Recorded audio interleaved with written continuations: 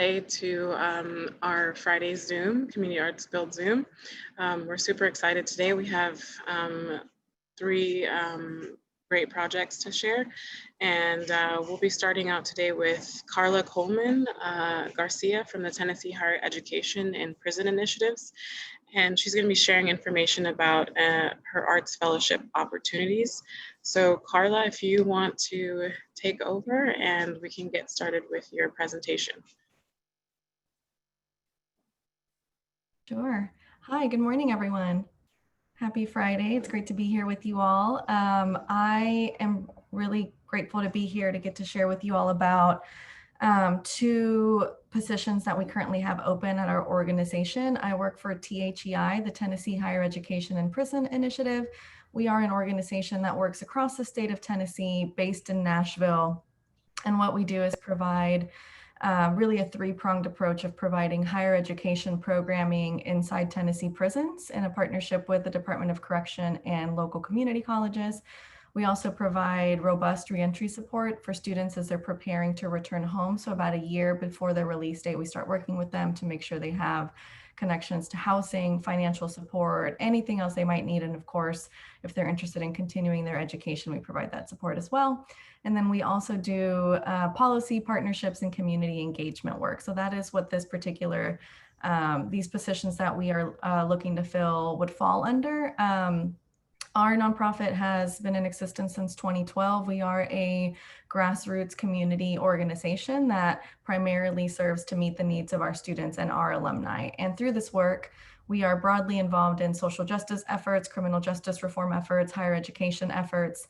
And in that vein, we are very interested in the way that we engage with the art community and utilize art as the means to express not just positions and expressions from students and the community related to criminal justice reform and education, but social justice broadly, responding to the moment that we are living in broadly. And so we have created two new positions that will start in January of 2021 for artists in residence, a fellowship for two artists.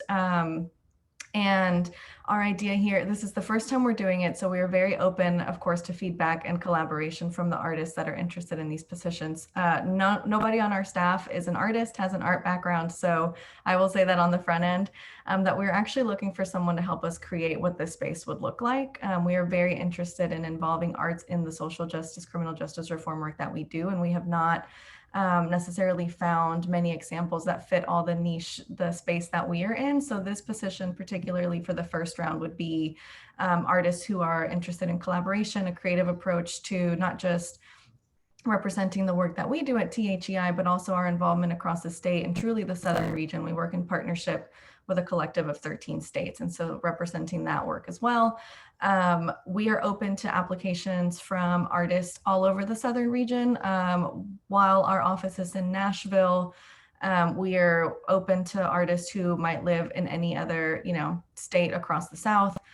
What we can provide if someone is based in Nashville or at least in Tennessee is access to our office space, and then any supplies that might be needed that we can bring into our office, providing that space for working and setting up and having really an area for work related to this fellowship. However, we are, of course, very flexible, especially under COVID, for folks who might either not like that option to be in the office or aren't based anywhere near Nashville. Who are interested in, maybe we can work with the artists to identify the materials needed, space needed, and then we would also provide that support and compensation on top of an added compensation for their work. So this is the website, thank you, where we have our fellowship position listed, and you can read a little bit more about what our fellows will receive, including access to our space, our office space in East Nashville, support, financial and otherwise, the resources that we can provide, of course, anything else depending on the type of art that the particular fellows are interested in, we will provide all of that. And then connections to our community, not just in Tennessee, but across the regional South. So we have put out this call for artists, and we are looking for really an artist statement. It can be a paragraph, it can be, longer than that, but just saying why is somebody interested in this position? What is their connection to to our work, and then maybe some samples of their art. And we would love to receive those by Monday, but of course that's a very short turnaround. So if you or anyone you might know might be interested in this position, we are very flexible. So I would, be open to answering any questions about what we're looking for or more about the work that we do. We have done very loose partnerships with artists in the past related to fundraising events that we have put together in Nashville. But, of course, this is all, we hope, open to the interpretation of the artists, and we hope to follow the lead of the artists that are chosen to fill these fellowship positions. And like I said, the deadline for materials being Monday is flexible, and we're open if folks are interested, but need an extended time, we can definitely do that. So I would be happy to answer any questions or provide any additional information about this position if that would be useful.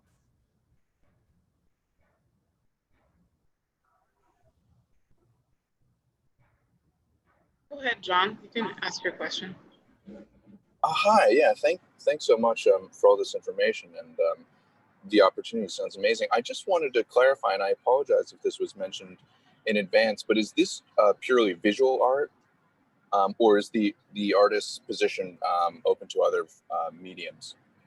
It's open to other mediums. Yes, that's right. And I apologize if the language reads a bit vague. It is intentionally that way because, like I said, nobody on our staff is an artist. And so we didn't want to put anything on paper that we didn't necessarily know too much about. What we want to do is simply provide space, resources, support, and of course, compensation for artists who are interested in engaging in topics of social justice, criminal justice reform, and abolition. And this can be in any medium. And that could also be included, in the artist statement or the email expressing interest in this position in terms of different forms of art that might be expressed through this fellowship.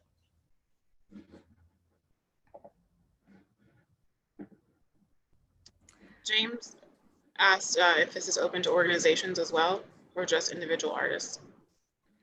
As we have it written currently, it's just individual artists, given our limitations for compensation. So we do have a total of $10,000 in stipends. I think, James, if you could maybe give me more information, and that could be offline, a separate conversation in terms of what it would mean for an organization to be involved. I think we would be more than happy to think through it, but I will say that we do have, a limited budget. And so I don't know if bringing in an organization would, compensate adequately based on the money that we have. I guess to that point, I have a question. So the $5,000, which says it's like unrestricted, is that also expected to cost the materials associated and travel expenses of the artist? Absolutely not. So that would be payment separate from everything else. So we would cover resources, travel, anything else, and that would be a part not pulled from those $5,000.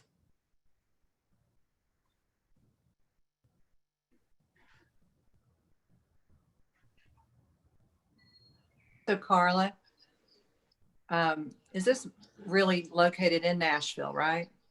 That's correct. Our office is in Nashville. So have you reached out to the Mont Haven Historical Museum Arts community at all? We have not, but I would definitely welcome an introduction. We have a good relationship with them. They're, let's see, where are they? In Goodlettsville or Alan, where is it? Hendersonville. Hendersonville. Okay. So it's really only, 10, 15 minutes outside of Nashville, but we're using their facilities for art workshops and with different artists. And in fact, my husband's got something going on in the next month, and they've got a good list of 20 to 30 artists that live already in Nashville that could be, a good fit for you. It's Mont Haven Arts and Cultural Center. And I've got her number. It's Cheryl Sturchik, Sterchik,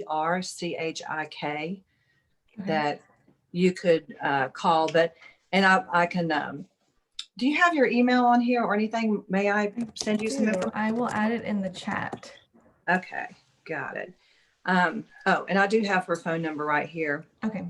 May I give that to you? It's 615-293-3767. She's got a good pulse on the Nashville market. Okay. And that might be a really helpful thing for the Nashville artists to know that directly, even though I think it's so interesting that, somebody can come in and really help with that.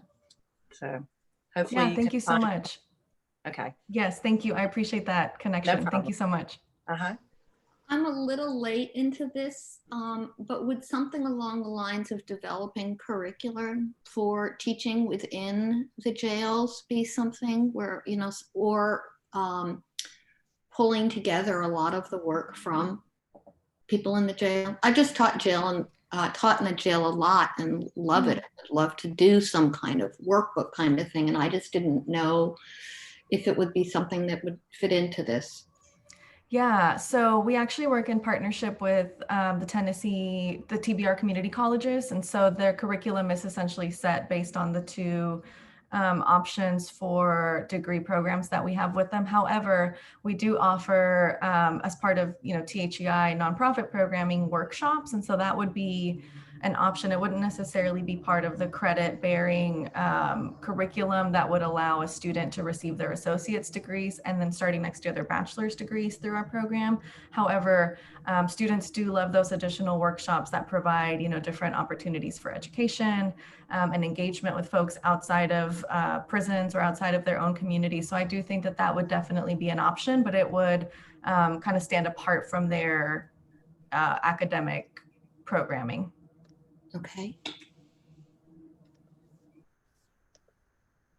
But I don't believe that our students, have access to art courses or artists that come into the prison. So I think that we as an organization would be really open to having our students learn from an artist, our students, expressing themselves via art. So I think that's not only an incredible idea, but we would be very much open to figuring out how we could engage our students in that way. Okay. This is Cam Bush. Can you hear me? Yes. Okay. This would be a future type of opportunity, but I am a colleague of David Gussick, who has written textbooks on prison work and has done this as a pioneering art therapist for years. And he's been a professor at the University of Florida, Tallahassee. He would be an excellent consultant to, in later dates, maybe through a grant-funded opportunity to come here to train and give a comprehensive picture of what it looks like to have a program of this sort in prisons. So I just want to throw that out to you. His name is David Gussick, and you can look him up and see the books he's written. But he is a friend of mine as well, and we were on the board of the American Art Therapy Association together. So that would be a connection if that seems like an opportunity for you. Thank you. I definitely appreciate that, especially as we think about, this, like I mentioned, this is our pilot year. And so as we think about continuing this program or scaling it, sharing it with other partners that we have across the region, I think he would be a great contact. So thank you.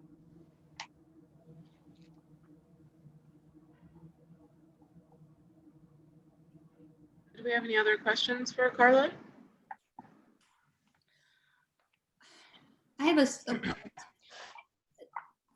what is the description of the fellowship? I only got the bottom half. Did other people have the whole thing? Just added the link here in the chat, if that's helpful. Okay. Oh, great. Okay, thank you. And we'll also send a follow-up of this recording so you can play it back as well. I'm just curious as a musician, since it is in Nashville, excuse me, would this be coming up there potentially with my instrument to work with potential inmates, or is it more of a working outside of, that structure to implement some things that will help encourage inmates or help healing? Is that, or artistic, is this a way for music to help these people express themselves? Or how would you see the art of music working with this fellowship? Yeah, thank you for that question. I actually should clarify that right now we are focusing on engaging the external community because there are so many limitations that have been placed and that we have chosen for the safety of our students in terms of accessing or going into prisons and spending, physical presence time with our students. And so I think there's definitely opportunity for us to go into the prisons, whether it be through music or other forms of art, and engage our students. However, that is not something that we have finalized, just given current TDOC policies around new visitors coming into facilities, and then even our limitations on which faculty and which of our staff can go into the prisons. So for our current focus, I would say, which, as I mentioned, is very flexible and malleable over the 6-month fellowship, I would say we would likely start by prioritizing how can we engage the external audiences and the community at large around conversations around social justice reform. Why is education a part of social justice? Why is abolition a critical part of the work that we are doing broadly? And engaging not just community members, but also the families of our justice impacted students, because we have seen that as an area that we have not necessarily tapped into or engaged as much as we would like to do. And so as we are currently experiencing some limitations to getting into the prisons, we're pivoting to what external audiences we might be able to engage with. But again, I hope that in coming months and at some point within these following 6 months of the fellowship, we're able to get back into the prisons with our students. And then, of course, that would be an option if we're able to, as soon as we're able to get back in, to engage our students around, whatever medium of art the fellows choose. Okay, thank you.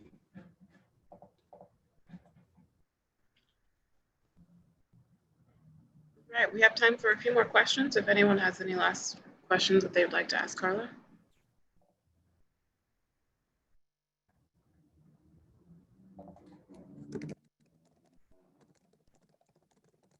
All right, well, thank you so much, Carla, for sharing that information. And her email is in the chat, and we'll also be sending out follow-up information about her fellowship program. And we're so happy to have you on our Zoom, Carla, and we hope to see you again.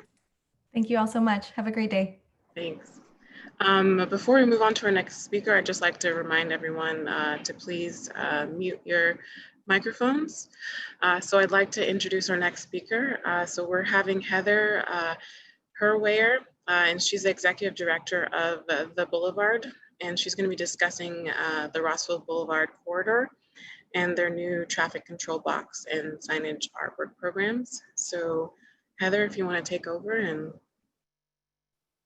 Great. Hi, everyone. Good morning. As Miriam said, my name is Heather. I am a resident in the Eastlake neighborhood. And a few years ago, my neighbor, Jasmine LeBlanc, who's also on this call, we connected over a shared interest that the Rossville Boulevard corridor has a lot of potential, but hasn't seen much investment over the past 20 years. And we are focusing on a 2.2 mile, if you could flip to the next page.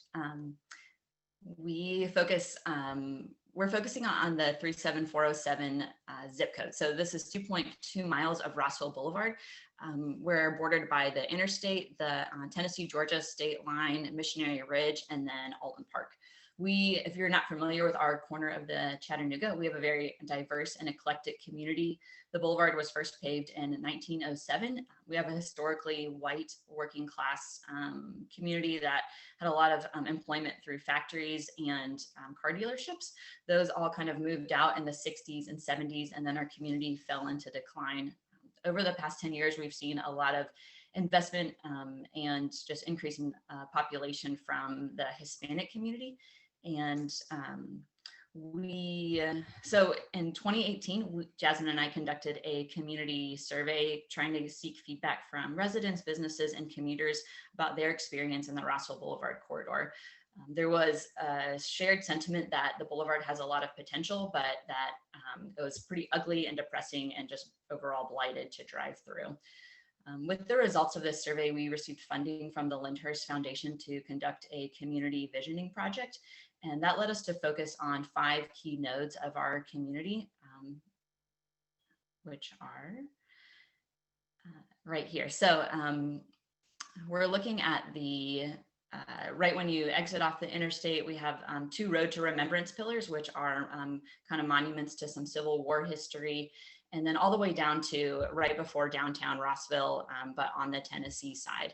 We have some exciting synergy going on in our community right now. The Trust for Public Land is working to establish a bike path that would connect Crabtree Farms, which is just south of that Remembrance intersection, to the East Lake Duck Pond, which is north. And then the Ella Library, which is a local arts organization, has a studio space along with some other entrepreneurs who have purchased buildings near downtown Rossville.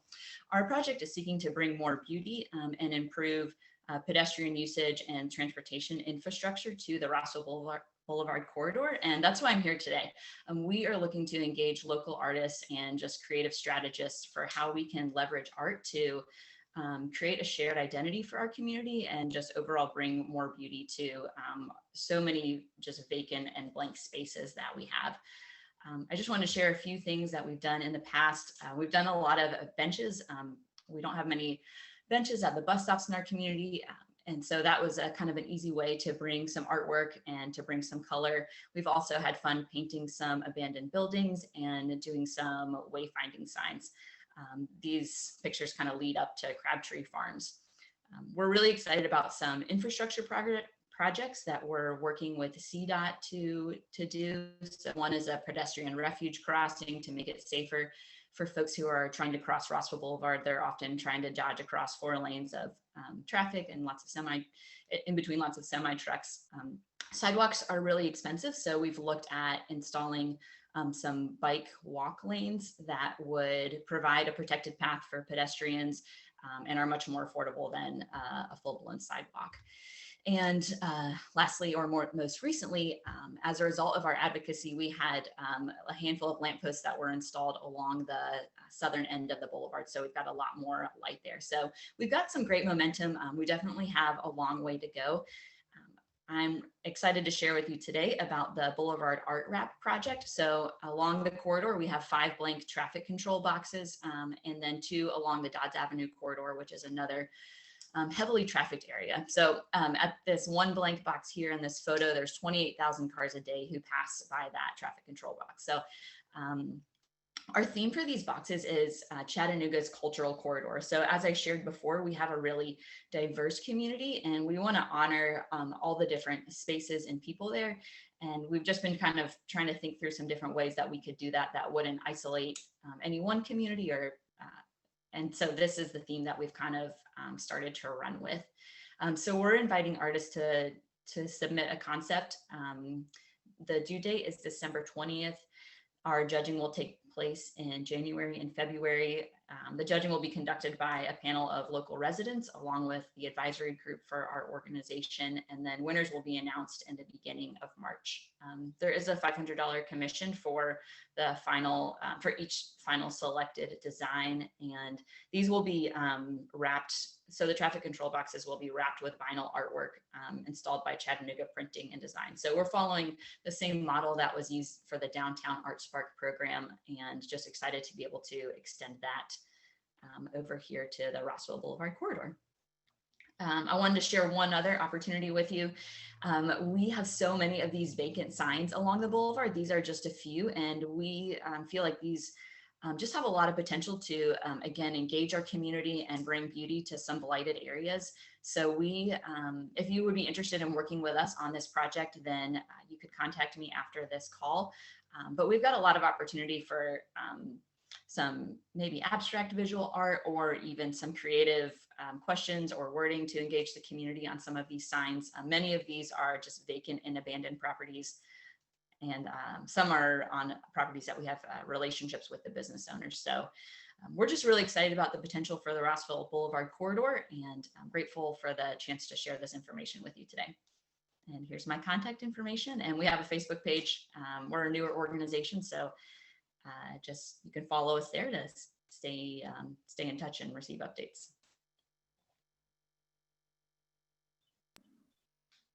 Thank you so much, Heather. Does anyone have any specific questions that they would like to ask Heather?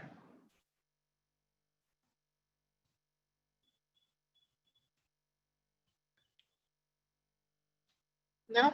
Okay, well, I did enter your email in the chat box, so feel free to reach out to her.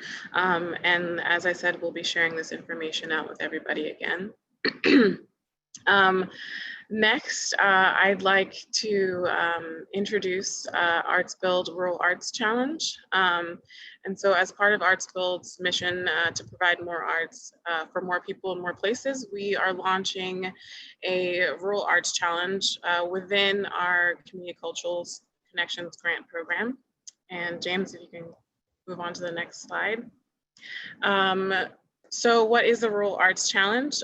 Firstly, just to put things into context, it's important to know and understand that 1 in 5 Americans live in rural areas, and about 10% of Hamilton County residents are living in a rural or isolated setting.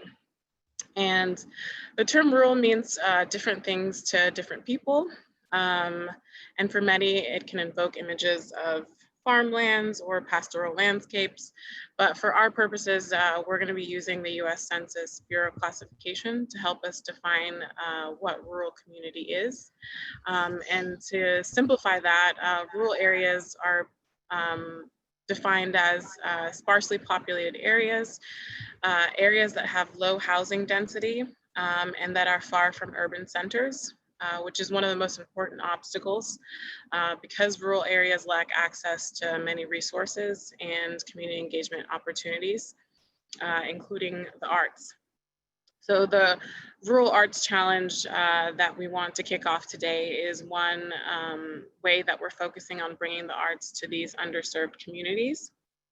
And one tool that we use to kind of like identify and put a priority on this challenge is our Arts Builds programming map. And James, if you could open that up, great, thank you.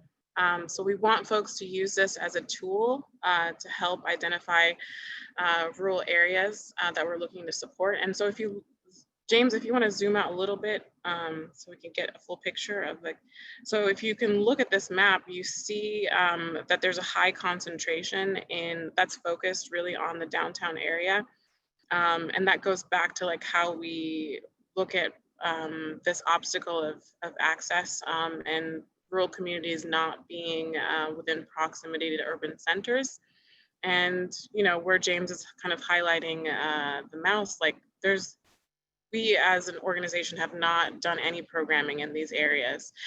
So we're really encouraging folks to use this tool, take a look at our maps to identify communities to bring arts programming.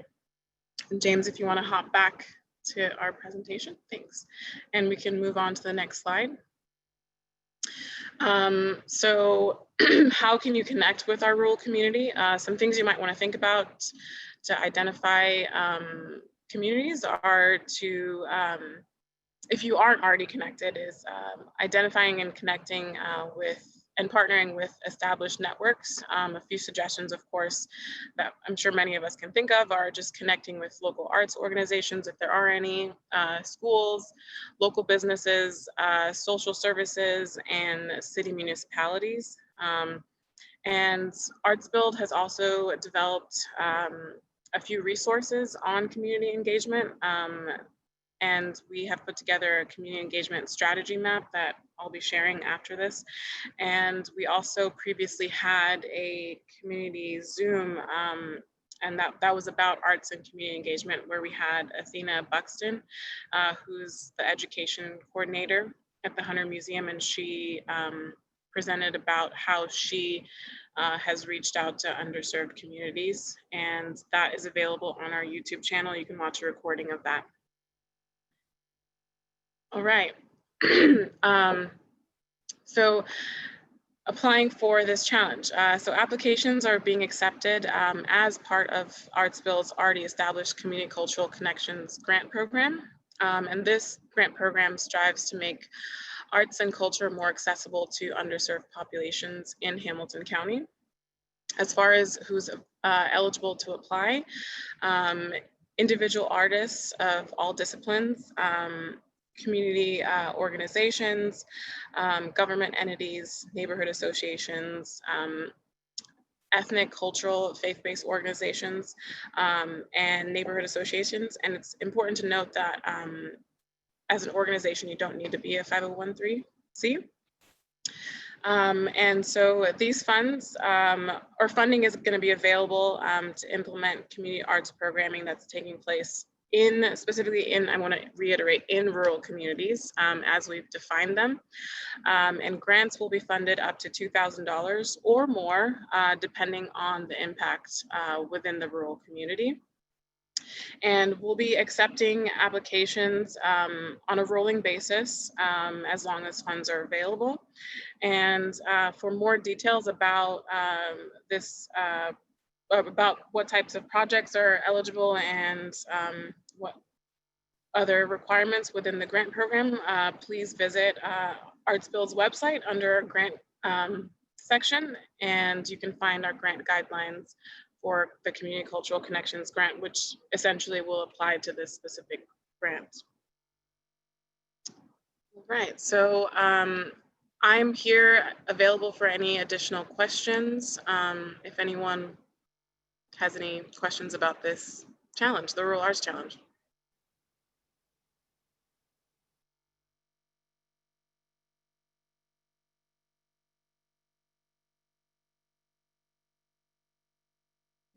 Thanks, Kate. All right, well, if no one has any questions, feel free to email me, just miriam@artsbuild.com. And, you know, I really want people to take advantage of this because it's something that I'm particularly interested in facilitating because, you know, if you really notice the map, there isn't any programming that's happening out there. So I encourage people to take the time to think about it and to see if you can reach out to any local connections that you guys might know in the rural community to help us make this challenge happen this year, if we can. And next up, I'm going to invite Olga Klein to talk about her art show.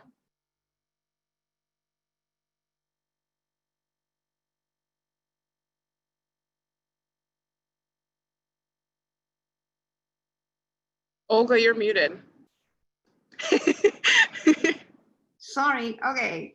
Well, thank you for allowing me to share about the Cold Turkey Art Show. I would like to give a little background. In the beginning of the year, Workspace was closed and some of the artists that were housed there started looking for a new building to start a new arts community, and they found that on 1601 South Holtzclaw. It's like right now we are looking at possibly housing about another 40 artists. It still has to be built out. But in the meantime, we thought we need to do something to let the population know that we're going to be there. So we have decided to do a Cold Turkey Art Show right after Thanksgiving. And right now we have about 28 artists that will be exhibiting their art there. And we are really focusing also on social distancing. Everybody's required to wear a mask. But we have about 13 artists that will be housed in the building, and approximately 15 artists that are guest artists, that are artists they're all local artists that will be exhibiting their arts. And so we are really very excited about it. It is open from 11 a.m. to 4 p.m. And I think we are excited about it. It will be out on the parking lot, and we just hope that a lot of people will come. We have maybe 2 or 3 more spaces available for guest artists in case somebody might be interested in joining us too. So I'm open to any questions.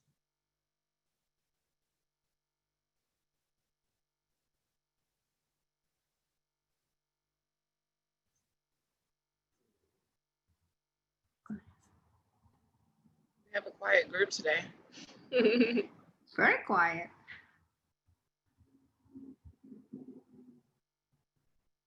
Olga? Yes. Will this be in all media? Yes, it's all media. Okay. Yeah. And will people need to bring their own easels? Will you have any setups? No, they will have to bring their own table or their own booth and their own setup. Correct. There is no, you don't have to pay for it. It's free for artists to exhibit. And as long as we have your name, we give you all the instructions, the setup time, and send out a map with the booth where everybody will be located.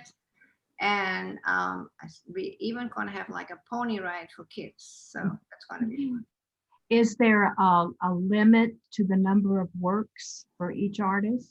Well, as long as it stays within the size of the booth, which is a 10 by 10. Yeah, because we're gonna keep the space in between booths open and like to practice the social distancing. Thank you. You're welcome.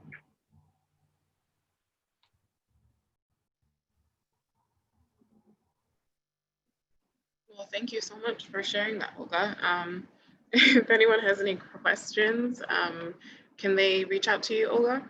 Yes, they can. Okay. Yes. Do you want to put your email in the chat if you haven't already?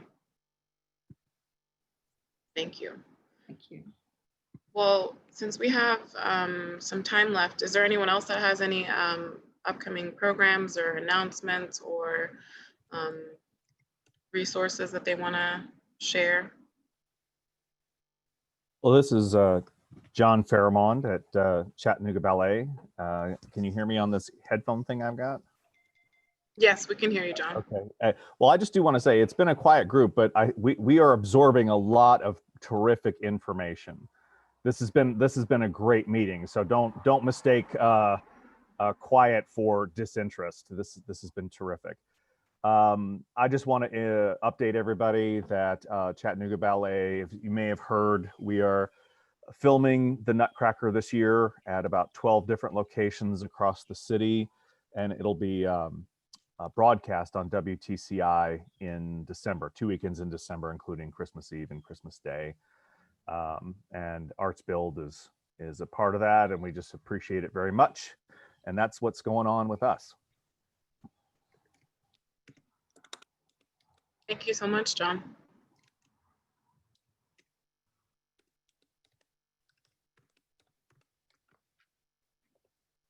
Does anyone have anything else? Any other announcements? Anything exciting happening? I would like to say that we just had a wonderful opportunity with Freedom Sings USA at Edney's barbecue. It was Veterans Day, and a female songwriter who's working with our female groups. We have 2 female groups as well as the male group that has some females in there too. But Hunter Girl is the songwriter who's working with the females, and she's just been designated by ASCAP as one of 8 in the nation to watch. So she's giving of her time, and she was at this gathering. She was absolutely fabulous, and some of the veterans are musicians as well, and they played with her. It was extremely polished. Everybody was excited, and so I just wanted to give a bit of an update there. Things are going well. As some of you know, Freedom Sings USA used to be Operation Song. And so they've moved from this regional thrust into a national thrust. So several states have joined, and it's growing. So thank you. Thank you so much for sharing about that, Kim. Hi, my name's Chris. I work at the Hunter Art Museum. I'm also an artist in the area. So I wanted to share that I and a bunch of other artists, I think there's about 20 to 30 artists that are involved in a show that's opening up at Stoveworks in December. Just as an early heads up, it's called Teachable Moment. So looking at a group of educators and artists in this group, if you guys didn't know about it, there's going to be a lot of really neat interactive and art projects that are responding to how the pandemic has affected and influence the way that we gather information as well as respond to it. So I'm doing a piece about monuments and unmaking the monument, and I'll be referencing a lot of really great artists here in town that have been doing that work as well. So just want to do a little shout out to that program that's coming up. Thank you so much, Chris. And when did you say that's supposed to happen? It begins, oh gosh, it's embarrassing. I don't know the opening. I just know when I have to install. I think it's December 19th. I just know I have to be there all month. So okay, so soon, next month. Yes, next month. Great, thank you. Yep. Hey, I'll jump in. At the Chattanooga Theater Center, we have Lobby Hero being performed next 2 weekends. It's a really cool play. We have 2 different casts. Because of COVID, we've double cast our productions, but we have this weekend and next weekend. Really exciting that we can keep putting together 2 very, very strong casts, and it's a comedy and very thought-provoking. So come to the Theater Center next couple weekends. Thank you, Rodney. This is TJ Hanretta. I'm with Playful Evolving Monsters, and we are doing an online class for storyboarding for ages 7 through 107. If you're 108, if you talk to us nicely, we might let you in. It's Tuesday nights, just an hour, and very easy. It's not, we just finished a puppet class that was very intensive, but for the next 4 weeks, we're doing just a 1 hour a night, once a week class. So if anybody wants to join us, our biggest focus is on families. We love it when families join as a group and work together to come up with their stories or come up with their puppets or come up with their scenes, whatever that we're working on. So hopefully we'll get some more people joining us. Thank you. Thank you so much, TJ. Can I mention one more thing? Yes, please go ahead, John. I apologize. I want to thank you guys at Arts Build. You know, you sent out an email about shared services. I think everyone should hear this. HR Biz, this has been facilitated by you guys. So HR Biz has made a huge difference for Chattanooga Ballet, and in real terms. I want to let everybody know we're probably going to save about $6,000 a year, maybe more, because of what HR Biz has done for us. And then also with Clarity Communications, which was a PR kind of marketing firm that you guys set up, is helping us with the Nutcracker. So I just encourage people to take another look at that email. These folks are tremendous, and that needed to be said. Thanks. Thank you, John. Thanks for sharing that. Hi, I thought I would jump in too. I'm Angela from Art Space Collaborative at UTC, but hey, Rick. This WTCI has been hosting some community panels with artists, and one of them is this Thursday. It's free, live showing on Facebook. I'm going to put the Facebook invite in the chat. Some of our area local artists are panelists and then also facilitators. And I sat through the first one, and it was a very interactive sort of, utilizing some art strategies to open up dialogue around the importance of arts, but primarily like discussing or centering around themes that came out of a film documenting a photographer who worked with children in Appalachia to give them the tools to create images and document their own lives and through photography. I think they're doing a showing of the film on Tuesday at 6 through Facebook Live, and then the panel will be Thursday. I'll be on the panel myself as a panelist, and I think Josiah Golson and a couple other artists are facilitators, and then a couple other artists are panelists. So it's been a fun journey. Something to jump in on. Thank you, Angela.